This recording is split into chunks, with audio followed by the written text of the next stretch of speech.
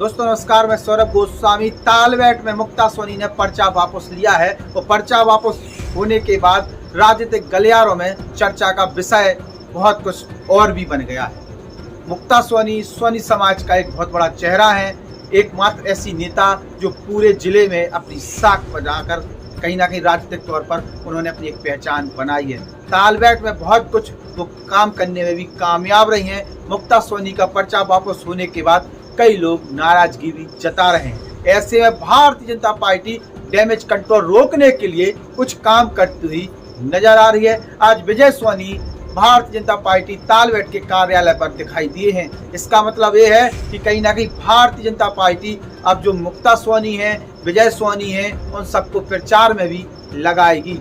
दूसरी चीज, जैसे ही पर्चा वापसी है उसी में कुछ पर्चे वापस नहीं हो पाए।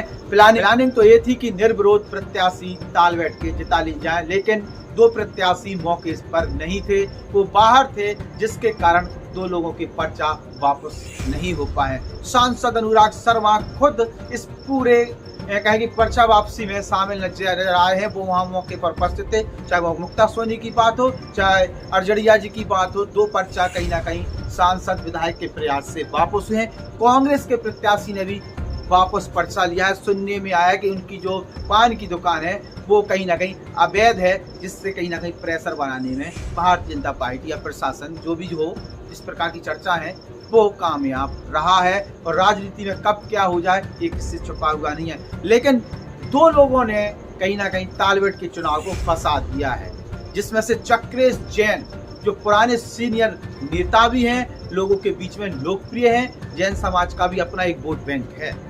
और चूंकि तालबेट हो या कहीं की भी राजनीति हो, जातिगत समीकरण हर जगह साधे जाते हैं और उसके बाद फिर वोटिंग होती है। तालबेट का चुनाव हर बार चर्चा का विषय बनता है। ऐतिहासिक चुनाव होता है। एक कम उम्र का लड़का कहें या फिर ये कहें कि युवा, पढ़ा लिखा युवा अवधेश अरजड़िया जो है, उसने पर्चा वापस नहीं लिया था। निर्दलीय दावेदारी कहीं ना कहीं उन्होंने पेश की है और एकमात्र ब्राह्मण चेहरा के तौर पर अवधेश अरजड़िया अब सामने आए। तालबेट में ब्राह्मण वोटों का एक बहुत बड़ा वेटेज है और वो जीत हार सुनिश्चित कर देते हैं। ऐसे में अब तीन प्रत्याशी सामने हैं, जिसमें भारतीय जनता पार्टी का चेहरा पुनीत परहार, इसके बाद दूसरा चेहरा जो है वो है चक्रेश जैन, तीसरे चेहरे पर युवा जोश के साथ अवधेश अरजड़िया। तीन लोग अब चुनावी मैदान में हैं और तालबेट में जिस प्रकार के समीकरण मौजूदा समय में है, कोई भी ये नहीं कह सकता कि मैं जीत के आ रहा हूँ। मुक्ता सोनी प्रकरण के बाद वोटर साइलेंट हो गए हैं और नई रणनीति कहीं ना कहीं अंदर खाने बनती हुई नजर आ रही।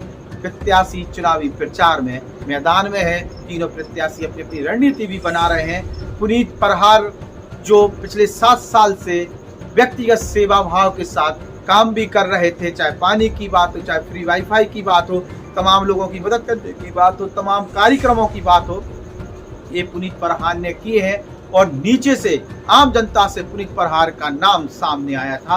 अब देखते हैं कि पुनीत परहार क्या भारतीय जनता पार्टी को पहली बार जो लोकल के चुनाव होते हैं, स्थानीय चुनाव होते हैं, नगर पंचायत पर काबिज करा पाएगी। ये देखने वाली बात होगी, क्योंकि भारतीय जनता पार्टी आज तक नगर पंचायत का चुनाव नहीं जीती है।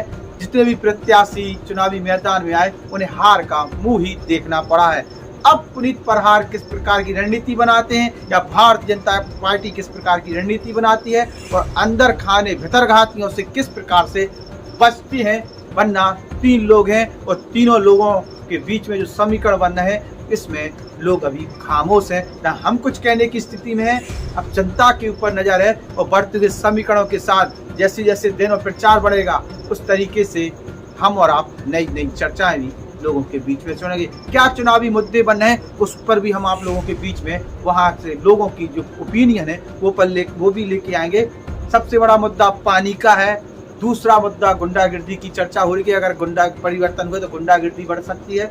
इन सब पर जवाब भी मांगेंगे और किस प्रकार से नेता आरोप प्रत्यारोप कर रहे हैं उस पर भी पूछेंगे। नमस्कार।